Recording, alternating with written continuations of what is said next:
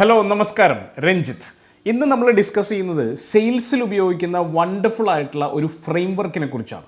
ഈ ഫ്രെയിം വർക്കിനെ പറയുന്നത് മോർ ഫ്രെയിം വർക്ക് എന്നാണ്. MORE, more. ഈ ഓരോ ലെറ്ററിനെ ബേസ് ചെയ്തിട്ടും 3 പ്രധാനപ്പെട്ട കാര്യങ്ങളുണ്ട്. ഈ ഒരു പെർട്ടിക്കുലർ ലോജിക്കൽ ഫ്ലോയിൽ പോവുകയാണെങ്കിൽ തീർച്ചയായിട്ടും നിങ്ങൾ നടത്തുന്ന ഒരു ഷോപ്പാവട്ടെ, വേറെ ഏതെങ്കിലും തരത്തിലുള്ള ബിസിനസ് ആവട്ടെ, നിങ്ങൾക്ക് നല്ല ഒരു സെയിൽസ് ഫ്രെയിം വർക്ക് ഡിസൈൻ ചെയ്തെടുക്കാൻ പറ്റും. ഒപ്പം തന്നെ അതിനകത്ത് നിന്ന് നല്ല റിട്ടേൺസ് ഉണ്ടാക്കിയെടുക്കാനും പറ്റും. അപ്പോൾ എമ്മിലേക്ക് പോവാം. എമ്മിൽ തന്നെ 3 കാര്യങ്ങളാണ് ഉള്ളത്. ആദ്യത്തെ എം എന്ന് പറയുന്നത് മാർക്കറ്റ്സ് ആണ്. നിങ്ങളുടെ മാർക്കറ്റിനെ കുറിച്ച് വളരെ വ്യക്തമായ ധാരണ നിങ്ങൾക്കുണ്ടാവണം. പലപ്പോഴും ടാർഗറ്റ് ഓഡിയൻസ് ആരാണ് എന്നുള്ള കാര്യത്തിലൊക്കെ പല ആളുകൾക്കും വലിയ കൺഫ്യൂഷൻ ഉണ്ടാവും. ടാർഗറ്റ് ഓഡിയൻസ് ആരാണ്, അവരേത് തരത്തിലാണ് ബിഹേവ് ചെയ്യുന്നത്, അവരെപ്പോഴൊക്കെയാണ് പർച്ചേസ് ചെയ്യുന്നത്, ഏത് ജോഗ്രഫിക്കൽ ഏരിയയൊക്കെയാണ് നിങ്ങൾ ടാർഗറ്റ് ചെയ്യുന്നത്, ഇതിനെക്കുറിച്ചൊക്കെ വ്യക്തമായ ധാരണ വളരെ പ്രധാനമാണ്. അപ്പോൾ നിങ്ങളുടെ മാർക്കറ്റിനെ കുറിച്ച് ആദ്യം വ്യക്തമായി ഡിഫൈൻ ചെയ്യുക, അറിഞ്ഞിരിക്കുക. രണ്ടാമത്തെ എം എന്ന് പറയുന്നത് മെസ്സേജാണ്, അല്ലെങ്കിൽ മെസ്സേജിങ് ആണ്. നിങ്ങൾ ഉണ്ടാക്കുന്ന മാർക്കറ്റിംഗ് മെസ്സേജുകൾ, നിങ്ങൾ എന്താണോ വിൽക്കാൻ ആഗ്രഹിക്കുന്നത് അതിനെ ബേസ് ചെയ്തിട്ടുള്ള മെസ്സേജുകൾ. നിങ്ങളുടെ വിഷൻ എന്താണ്, നിങ്ങൾ എന്ത് യുണീക്ക്നെസ് ആണ് വിൽക്കാൻ ആഗ്രഹിക്കുന്നത്, നിങ്ങളുടെ പ്രൊഡക്ട്സിൻ്റെയും സർവീസസിൻ്റെയും ബെനിഫിറ്റ്സ് എന്തൊക്കെയാണ്, ഇതിനെ ബേസ് ചെയ്തിട്ടുള്ള മെസ്സേജുകൾ തന്നെ ആയിരിക്കണം കൊടുക്കേണ്ടത്. പലപ്പോഴും ഞാൻ കണ്ടിട്ടുള്ള മാർക്കറ്റിംഗ് മെസ്സേജുകളൊക്കെ വളരെ ക്രിയേറ്റീവ് ആയിട്ടുള്ള, ചിലപ്പോൾ ആസ്തറ്റിക് ആയിട്ടുള്ള മെസ്സേജുകളൊക്കെ ആയിരിക്കും. പക്ഷേ ഇത് റിയൽ ആയിട്ടുള്ള മെസ്സേജ്, അല്ലെങ്കിൽ നിങ്ങൾ കൊടുക്കാൻ ഉദ്ദേശിച്ചിട്ടുള്ള മെസ്സേജ് കൺവേ ചെയ്യുന്നുണ്ടാവില്ല. അത് വളരെ വലിയ തെറ്റിദ്ധാരണകൾക്ക് വഴിവെക്കും. ഇത് ചിലപ്പോൾ നമ്മളുടെ പൊസിഷനിങ് ഒക്കെ മാറാനും വലിയ കാരണമായിട്ട് മാറും. അപ്പോൾ അതുകൊണ്ട് തന്നെ മെസ്സേജിങ് ഉണ്ടാക്കുമ്പോൾ, കോപ്പിയൊക്കെ എഴുതുന്ന സമയത്ത്, കോപ്പി എഴുതുക എന്ന് പറഞ്ഞാൽ നിങ്ങളുടെ പഞ്ച് ലൈനൊക്കെ ഡിസൈൻ ചെയ്യുന്ന സമയത്ത് വളരെ ശ്രദ്ധിച്ച് തന്നെ ഡിസൈൻ ചെയ്യേണ്ടതുണ്ട്. And last M is the matrix. Matrix എന്ന് പറഞ്ഞാൽ നിങ്ങൾ സെയിൽസിനെ കറക്റ്റായിട്ട് റിവ്യൂ ചെയ്തേ പറ്റൂ. റിവ്യൂ ചെയ്യുന്ന സമയത്ത് സെയിൽസ് വെലോസിറ്റി പോലുള്ള സാധനങ്ങൾ, അതായത് നിങ്ങളുടെ ആവറേജ് സെയിൽസ് വോള്യൂം ഒരാളുടെ കയ്യിൽ നിന്നുള്ളത് എത്രയായിരിക്കണം. ഇപ്പോൾ റീറ്റെയിൽ ഷോപ്പൊക്കെ ആണെങ്കിൽ ഒരു ആവറേജ് ബാസ്ക്കറ്റ് വാല്യൂ എന്നൊക്കെ പറയും. ഒരാൾ മേടിക്കുന്ന ആവറേജ് ബില്ലിംഗ് തുക എത്രയായിരിക്കണം എന്നുള്ളത് നിങ്ങൾ ഡിഫൈൻ ചെയ്യേണ്ടതുണ്ട്. എത്ര ആളുകൾ മേടിക്കണം, എത്ര ആളുകൾ വരുമ്പോൾ എത്ര ആളുകളെ അതിൽ നിന്ന് കൺവേർട്ട് ചെയ്യണം, ഇങ്ങനെയുള്ള പല തരത്തിലുള്ള മെട്രിക്സുകൾ വളരെ പ്രധാനമാണ്. ഇതിനെ ബേസ് ചെയ്തുകൊണ്ട് ഒരു സെയിൽസ് വെലോസിറ്റി കാൽക്കുലേറ്റ് ചെയ്ത് നിങ്ങളതിനൊരു ബെഞ്ച് മാർക്കായിട്ട് സെറ്റ് ചെയ്യുക കൂടി വേണം. അപ്പോൾ എന്തൊക്കെയാണ് 3 എമ്മുകളാണ്. ഒന്ന് മാർക്കറ്റിനെ കുറിച്ച് വ്യക്തമായ ധാരണ, പിന്നെ ആ മാർക്കറ്റിലേക്ക് നിങ്ങൾ കൊടുക്കുന്ന മെസ്സേജിനെ കുറിച്ച് വ്യക്തമായ ക്ലാരിറ്റി, അതിൻ്റെ വ്യക്തമായ ഡിസൈൻ, ഒപ്പം തന്നെ നിങ്ങൾ വളരെ വ്യക്തമായിട്ട് നിങ്ങളുടെ മെട്രിക്സുകൾ ഡിഫൈൻ ചെയ്യുക എന്നുള്ളത്.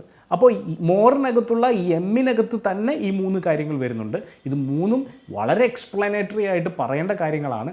എങ്കിൽ പോലും പെട്ടെന്ന് ഓർത്തിരിക്കാൻ വേണ്ടി 3M എന്ന് പറയാം. അടുത്തത് മോറിനകത്ത് O ആണ്. ഓയിലെ ഏറ്റവും ആദ്യത്തെ കാര്യം എന്ന് പറയുന്നത് ഓപ്പറേഷൻസ് ആണ്. നമ്മളുടെ ഓപ്പറേഷൻസ് പലപ്പോഴും ബിസിനസ് പ്ലാനൊക്കെ ഉണ്ടാക്കുന്ന സമയത്ത് ഞാൻ കണ്ടിട്ടുള്ളത് മാർക്കറ്റിങ്ങിനെ കുറിച്ചൊക്കെ ചിലപ്പോൾ മെൻഷൻ ചെയ്തിട്ടുണ്ടാവും. പക്ഷേ ഓപ്പറേഷൻസ് എങ്ങനെ ആയിരിക്കണം എന്നുള്ള കാര്യത്തിൽ ബിസിനസ് പ്ലാനിലും പലരും ശ്രദ്ധ കൊടുക്കാറില്ല. അതൊക്കെ നടന്ന് പോയിക്കോളും എന്നുള്ളൊരു ഫീലാണ് പലർക്കും ഉള്ളത്. പക്ഷേ വളരെ വ്യക്തമായ സ്റ്റാൻഡേർഡ് ഓപ്പറേറ്റിംഗ് പ്രൊസീജിയർ ഇല്ലെങ്കിൽ എന്ത് സംഭവിക്കും? ഓപ്പറേഷൻസിൽ ക്ലാരിറ്റി കുറവുണ്ടാവും. അപ്പോൾ വ്യക്തമായ സ്ട്രക്ചർ ഉണ്ടാവണം. എങ്ങനെയാണ് ഓപ്പറേഷൻസ് നടക്കുന്നത്, അതിൻ്റെ സ്റ്റാർട്ടിങ് എങ്ങനെയാണ്, അതിൻ്റെ എൻഡ് എങ്ങനെയാണ് എന്നുള്ള കാര്യത്തിലേക്ക് നല്ല വ്യക്തത ഉണ്ടാക്കേണ്ടത് ആവശ്യമാണ്. ആദ്യം തന്നെ ഓപ്പറേഷൻസ് വ്യക്തമായിട്ട് ഡിഫൈൻ ചെയ്യുക. അടുത്ത O എന്ന് പറയുന്നത് ഒപ്റ്റിമൈസ്ഡ് ആയിട്ടുള്ള പ്രോസസ്സുകളാണ്. ഞാൻ നേരത്തെ പറഞ്ഞു സ്റ്റാൻഡേർഡ് ഓപ്പറേറ്റിംഗ് പ്രൊസീജിയറുകളെ കുറിച്ച് പറഞ്ഞു. ഈ സ്റ്റാൻഡേർഡ് ഓപ്പറേറ്റിംഗ് പ്രൊസീജിയറിൽ തന്നെ നിങ്ങളുടെ ആ പ്രൊസീജിയർ ഏറ്റവും ഓപ്റ്റിമൈസ്ഡ് ആണ്, അല്ലെങ്കിൽ അത് നിങ്ങൾക്ക് ഏറ്റവും എഫിഷ്യൻ്റ് ആയിട്ടുള്ള പ്രോസസ്സാണ് എന്നുള്ളത് ഉറപ്പുവരുത്തേണ്ടതുണ്ട്. കാരണം നമ്മൾക്ക് ഒരു കാര്യം തന്നെ പലതരത്തിൽ ചെയ്യാം. നമ്മുടെ സമയം വെറുതെ പാഴാവുന്ന തരത്തിലാണ് ആ പ്രോസസ്സ് ചെയ്യുന്നതെങ്കിൽ അത് വെറും ടൈം വേസ്റ്റ് ആയി പോകും. അപ്പോൾ അതുകൊണ്ട് തന്നെ ഒരു കാര്യം ഉറപ്പിക്കുക, നിങ്ങൾ ഏതെങ്കിലും ഒരു പ്രോസസ്സ് ഫൈനലൈസ് ചെയ്യുകയാണെങ്കിൽ അതാണ് ഏറ്റവും എഫിഷ്യൻ്റ് ആയിട്ടുള്ള പ്രോസസ്സ് എന്നുള്ളത് ഉറപ്പുവരുത്തുക. And finally outcomes. ഔട്ട്കംസ് എന്താ? നമ്മൾ പ്രോസസ്സ് വെറുതെ ചെയ്തുകൊണ്ട് കാര്യമില്ല. ആ പ്രോസസ്സിൻ്റെ ഔട്ട്കം കറക്റ്റായിട്ട് വരുന്നുണ്ടോ, ആ ഔട്ട്കം തന്നെയാണോ ഏറ്റവും എഫിഷ്യൻ്റായിട്ട് കിട്ടുന്നത്, അത് റൈറ്റ് ടൈമിൽ തന്നെയാണോ വരുന്നത്, നമ്മൾ ഉദ്ദേശിക്കുന്ന ക്വാളിറ്റിയിൽ തന്നെയാണോ ഔട്ട്കം ഉണ്ടാവുന്നുണ്ടോ, ഇതെല്ലാം പ്രധാനമാണ്. പലപ്പോഴും ഒരു മോണിറ്ററിംഗ് സിസ്റ്റത്തിലൂടെ, ഒരു റിവ്യൂ സിസ്റ്റത്തിലൂടെ മാത്രമേ ഇത് സാധ്യമാവുകയുള്ളൂ. അപ്പോൾ എമ്മും ഓയും വളരെ പ്രധാനമാണ്. ആദ്യം തന്നെ അനലൈസ് ചെയ്ത് വളരെ വ്യക്തമായി നമ്മൾ മനസ്സിലാക്കേണ്ട കാര്യങ്ങളാണ്. O എന്ന് പറയുന്നത് നമ്മളവിടെ എക്സിക്യൂട്ട് ചെയ്യേണ്ട കാര്യങ്ങളാണ്. ഓപ്പറേഷൻസ് എന്നുള്ള രീതിയിൽ നമ്മളവിടെ ശരിക്കും അത് ചെയ്യേണ്ട കാര്യങ്ങൾ തന്നെയാണ്. അടുത്തത് R ആണ്. ആറെന്ന് പറഞ്ഞാൽ നിങ്ങൾ പ്രൊവൈഡ് ചെയ്യേണ്ട ചില കാര്യങ്ങളാണ്.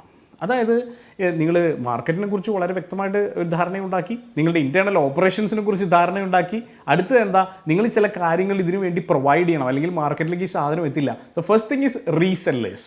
റീസെല്ലേഴ്സ് എന്ന് പറയുമ്പോൾ വെറും റീസെല്ലേഴ്സ് മാത്രമല്ല ഉദ്ദേശിക്കുന്നത്. ചിലപ്പോൾ ഇൻ്റർമീഡിയറി ആയിരിക്കാം, ചിലപ്പോൾ ഇടയിൽ ചിലപ്പോൾ ഒരു ഡിസ്ട്രിബ്യൂട്ടർ ആയിരിക്കാം, ചിലപ്പോൾ ഒരു ഡീലർ ആയിരിക്കാം. ആരാണോ നിങ്ങളെ ആ വിൽപ്പനയിൽ സഹായിക്കുന്നത്, അത്തരത്തിലുള്ള ആളുകളെ മുഴുവൻ ചേർത്ത് പറയുന്ന ഒരു പേരെന്നുള്ള രീതിയിൽ റീസെല്ലേഴ്സ് എന്ന് വേണമെങ്കിൽ പറയാം. അപ്പോൾ നിങ്ങളൊരു ചാനൽ ഡെവലപ്പ് ചെയ്യുകയാണ് അവിടെ. അപ്പോൾ ആ ചാനൽ ഡെവലപ്പ് ചെയ്യുമ്പോൾ നിങ്ങളെ സഹായിക്കുന്ന, നിങ്ങളുടെ കൂടെ നിൽക്കുന്ന, നിങ്ങളുടെ ഈ പ്രൊഡക്റ്റുകളും സർവീസുകളും ഒക്കെ ആളുകളിലേക്ക് പുഷ് ചെയ്യാൻ സഹായിക്കുന്ന ആളുകളെയാണ് അതുകൊണ്ട് ഉദ്ദേശിക്കുന്നത്. പലപ്പോഴും അതിനകത്ത് ക്ലാരിറ്റി ഉണ്ടാവില്ല, ഇവരുമായിട്ടുള്ള ടേംസ് പ്രോപ്പർ ആയിരിക്കില്ല, ഇവർക്കൊരു വിൻ വിൻ സിറ്റുവേഷൻ ആയിരിക്കില്ല, അതുകൊണ്ടൊക്കെ വലിയ പ്രശ്നങ്ങൾ ഉണ്ടാവാറുണ്ട്. അപ്പോൾ ഒന്ന് ഉറപ്പിക്കുക, നിങ്ങളുടെ കൂടെയുള്ള റീസെല്ലേഴ്സ് ആരുമായിക്കൊള്ളട്ടെ, അവർക്കൊരു വിൻ വിൻ സിറ്റുവേഷനുള്ള ഒരു പ്രപ്പോസിഷൻ നിങ്ങൾ ഉണ്ടാക്കേണ്ടത് വളരെ ഇമ്പോർട്ടൻ്റ് ആണ്. അടുത്തത് റിവാർഡ്സ് ആൻഡ് റെക്കഗ്നിഷനാണ്.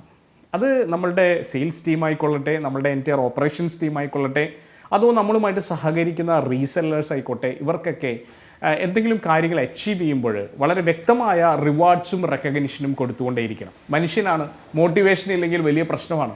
അതുകൊണ്ട് തന്നെ നമ്മളുടെ ഈ പ്രോസസ്സ് കണ്ടിന്യൂസ് ആയിട്ട് നടന്നുകൊണ്ടിരിക്കാൻ ഈ റിവാർഡ്സ് ആൻഡ് റെക്കഗ്നിഷൻ വളരെ പ്രധാനമാണ്. അതിൻ്റെ കാര്യത്തിൽ ഒരു കോംപ്രമൈസും വേണ്ട.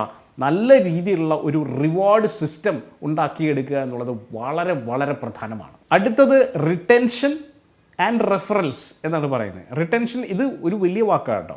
അതായത് നമ്മുടെ സ്റ്റാഫിനെ റിട്ടൻഷൻ അത് വളരെ ഇമ്പോർട്ടൻ്റാണ്. കുറേ കാലങ്ങളോളം നിൽക്കുന്ന, ലോങ് ടേമിൽ നിൽക്കുന്ന സ്റ്റാഫ് വളരെ പ്രധാനമാണ്. അതിൻ്റെ ഒപ്പം തന്നെ നമ്മളുമായിട്ട് അസോസിയേറ്റ് ചെയ്യുന്ന എല്ലാവരും, അത് ഒരു ഇൻ്റർമീഡിയറി ആയിക്കോട്ടെ, നമ്മുടെ എൻഡ് കസ്റ്റമർ ആയിക്കോട്ടെ, ഇവരുടെ എല്ലാം കുറേ കാലത്തേക്കുള്ള ലോയൽറ്റി, റിട്ടൻഷൻ എന്ന് പറയുന്നത് വളരെ ഇമ്പോർട്ടൻ്റ് ആണ്. ഒപ്പം തന്നെ അവർ നമ്മുടെ ബ്രാൻഡ് അംബാസിഡേഴ്സ് ആവുകയും വേണം. ഇവർ നമ്മളെ റെഫർ ചെയ്തിട്ട് മറ്റുള്ള ആളുകളിലേക്ക് എത്തിക്കാൻ കൂടി സഹായിക്കുകയാണെങ്കിൽ തീർച്ചയായിട്ടും അതൊരു വണ്ടർഫുൾ ആയിട്ടുള്ള ബിസിനസ് മോഡലായിട്ട് മാറും. അടുത്തത് നമ്മൾ എൻഷുർ ചെയ്യേണ്ട ചില കാര്യങ്ങളാണ്. മോറിൻ്റെ അകത്തുള്ള ഇ ആണ്. ആ ഇയിലെ 3 കാര്യങ്ങളാണ് പറയാൻ പോകുന്നത്. എൻഷുർ ചെയ്യേണ്ട കാര്യങ്ങളല്ല. ആദ്യത്തെ ഇ എന്ന് പറയുന്നത് എനേബിൾമെൻ്റ് ആണ്. അതായത് പലപ്പോഴും ഈ ഓപ്പറേഷൻസ് കാര്യങ്ങൾ വളരെ വ്യക്തമായിട്ട് മൂവ് ചെയ്യാൻ വേണ്ടിയിട്ട് പലപ്പോഴും പല സിസ്റ്റംസ് നമ്മളവിടെ എനേബിൾ ചെയ്യേണ്ടി വരും. ഇപ്പോൾ റിവാർഡ്സ് ആൻഡ് റെക്കഗ്നിഷനൊക്കെ പലപ്പോഴും നമ്മൾ ഡിസൈൻ ചെയ്ത് വെച്ചിട്ടുണ്ടാവും. പക്ഷേ ഡിസൈൻ ചെയ്തുകൊണ്ട് മാത്രം കാര്യമില്ല. ഈ സാധനം എനേബിൾ ചെയ്ത് അവിടെ എക്സിക്യൂട്ട് ചെയ്യുമ്പോഴാണ് ശരിക്കുള്ളൊരു ഫീൽ അവിടെ ഉണ്ടാവുന്നത്. മാത്രമല്ല പല ഷോപ്പുകളിലും സാധനങ്ങൾ കൊണ്ടുവച്ചുകൊണ്ട് മാത്രം കാര്യമില്ല. അവിടെ നിന്ന് ഇത് മൂവ് ചെയ്യണമെങ്കിൽ അവിടെയുള്ള ഒരു സിസ്റ്റത്തിന് ചിലപ്പോൾ നമ്മൾ എനേബിൾ ചെയ്യേണ്ടി വരും. ചിലപ്പോൾ ഇൻറ്റേർണൽ ആയിട്ടുള്ളതും എക്സ്റ്റേണൽ ആയിട്ടുള്ളതുമായിട്ടുള്ള പല കാര്യങ്ങളും എനേബിൾ ചെയ്യുമ്പോഴാണ് നല്ല ഒരു ഇക്കോ സിസ്റ്റം വർക്ക് ചെയ്യുന്നത്. സോ എനേബിൾമെൻറ്റ് വളരെ പ്രധാനമാണ്. അടുത്ത ഇ എന്ന് പറയുന്നത് എസെൻഷ്യൽ സെയിൽസ് ടൂൾസ് ആണ്. പലപ്പോഴും സെയിൽസിനും മാർക്കറ്റിങ്ങിനുമുള്ള ബ്രോഷർ അടക്കമുള്ള ടൂളുകൾ, ചിലപ്പോൾ ഇപ്പോൾ ഡിജിറ്റൽ പോസ്റ്ററുകൾ അടക്കമുള്ള കാര്യങ്ങൾ, ഡിജിറ്റൽ ഫണലുകൾ അടക്കമുള്ള കാര്യങ്ങളൊന്നും പലപ്പോഴും നമ്മളെ എനേബിൾഡ് അല്ല എന്നുള്ളതാണ് സത്യം. ഇത് നമ്മൾ ഉണ്ടാക്കിയെടുക്കുന്നതിൽ പലപ്പോഴും പരാജയപ്പെടുന്നു.